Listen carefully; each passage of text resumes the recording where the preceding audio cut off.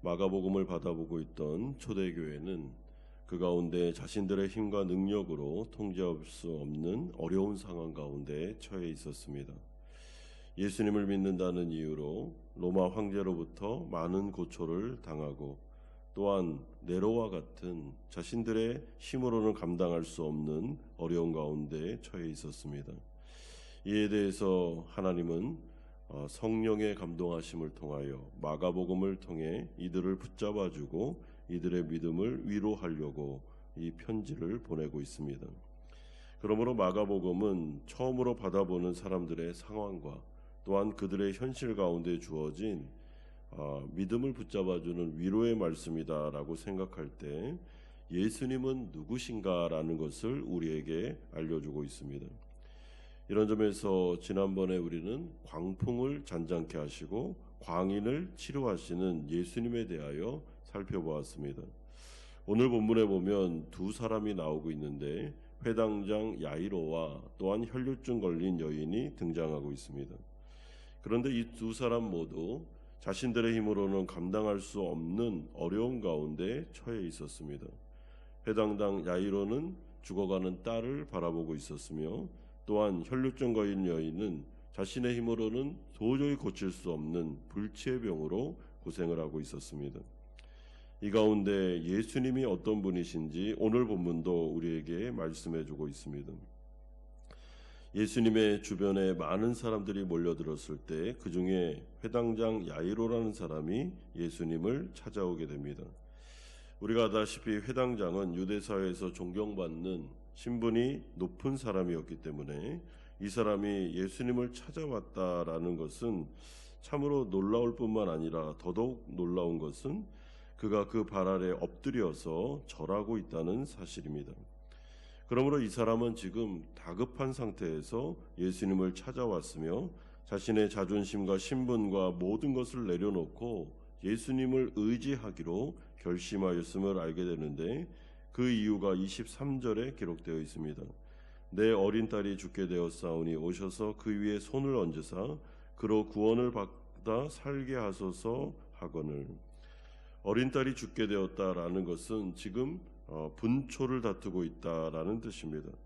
조금만 지체하면 자신의 어린 딸이 죽을 수도 있는 상황이었음을 그가 말씀하고 있는 것입니다. 그러므로 이 사람이 예수님께 나온 것은 예수님께서만이 이 모든 문제를 해결할 수 있다는 믿음이 있었기 때문입니다. 그리고 그가 예수님의 발 앞에 엎드려 모든 것들을 의탁하는 자세를 보이고 있는데 이것은 마가복음 1장 40절에 나오는 나병 환자처럼 정말 예수님 앞에 모든 것을 맡기고 예수님만을 바라보는 믿음의 자세가 되는 것입니다. 이런 가운데 예수님은 회당장 야이로의 믿음을 기뻐하셔서 그의 부탁에 응하시며 그의 딸을 구원하기 위해서 움직이기 시작합니다. 따라서 우리가 하나님께 나아갈 때 먼저 기억해야 되는 것은 예수님은 누구시며 우리가 기도하고 있는 이분이 어떤 분이신지를 기억하고 우리가 그분 앞에 나아가 기도하는 바른 자세는 그분 앞에 모든 것들을 의탁하고 맡겨드리며 처분을 그분 손에 넘겨드리는 것임을 알게 됩니다. 그리고 의지할 것은 오직 예수 그리스도의 성품, 그분의 긍휼하심을 바라볼 뿐입니다. 하나님께서 우리를 불쌍히 여겨주시기를, 나의 문제 가운데 긍휼을 베풀어 주시기를, 또한 하나님은 그러한 긍휼과 자비가 있는 분이심을 믿기 때문에 모든 것들을 의탁하면서 나아갈 때 주님께서는 반드시 나의 어려움을 외면하지 않으실 것이다 라는 믿음을 가지고 나아가는 것이 중요합니다.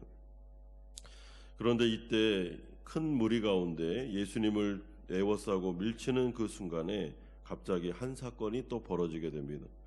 25절에 12회를 혈류증으로 알아온 한 여자가 있었고 27절에 예수의 소문을 듣고 무리 가운데 끼어 뒤로 와서 그의 옷에 손을 대는 일들이 벌어지게 됩니다. 여러분, 무리 가운데 끼어서 뒤로 왔다라는 것은 이 여인이 그 누구도 모르게 비밀리에 예수님의 옷자락에 손을 대고 싶었다라는 것을 의미합니다. 왜냐하면 율법에 의하면 이 여인은 많은 무리 가운데 들어갈 수 없었던 혈류증에 걸렸던 여인이었기 때문입니다.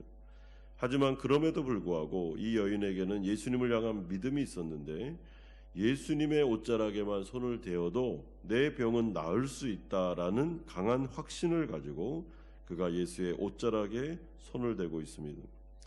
여러분, 이렇게 한 이유는 이 여인이 많은 의사에게 많은 괴로움을 받았다라고 하는데 자신의 힘과 자신의 능력으로 이 병을 고쳐보려고 수도 없이 애를 써봤지만 그 모든 것들은 허사에 불과했다라고 알려주고 있습니다. 여러분, 그런 가운데 이 여인이 얼마나 절망했겠습니까?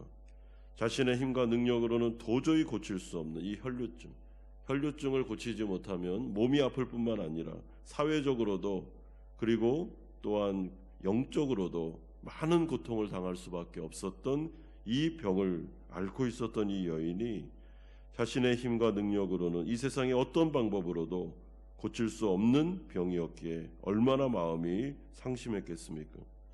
그런 가운데 예수님의 소문을 듣고 그가 그 소문에 의지하여 말씀에 의지하여 모험을 감행하게 되는데 그 마음속에 놀라운 것은 성령의 은혜를 통해서 믿음이 생겨나기 시작했다는 것이죠. 예수님은 나의 병을 고칠 수 있는 유일한 분이다 라는 것이었습니다. 그리고 이 여인이 아무도 모르게 뒤로 가서 예수님의 옷자락에 손을 대자 그 여인이 29절과 같이 완쾌되는 역사가 일어나게 됩니다. 그리고 그 여인은 자신의 몸이 치료된 것을 깨닫고 이제 자신의 집으로 돌아가려고 하지만은 예수님께서 둘러보시며 내 옷에 손을 댄 사람이 누구냐라고 말씀하시므로 이 문제가 수면 위로 올라오기 시작합니다.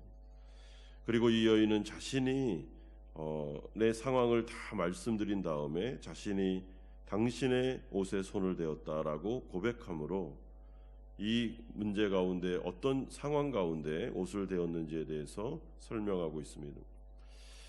그럼에도 불구하고 예수님께서는 이 여인을 사랑하셔서 그 여인을 따뜻하게 맞이해 주시고 그 믿음을 칭찬하시며 샬롬을 선포하시므로 이제 이 여인이 몸만 건강해진 것이 아니라 그의 영혼이 구원을 받았으며 예수님의 제자가 되었고 죄로부터 해방되어 하나님 나라 백성이 되었음을 선포해 주심으로 그에게 놀라운 축복의 말씀을 주고 있습니다.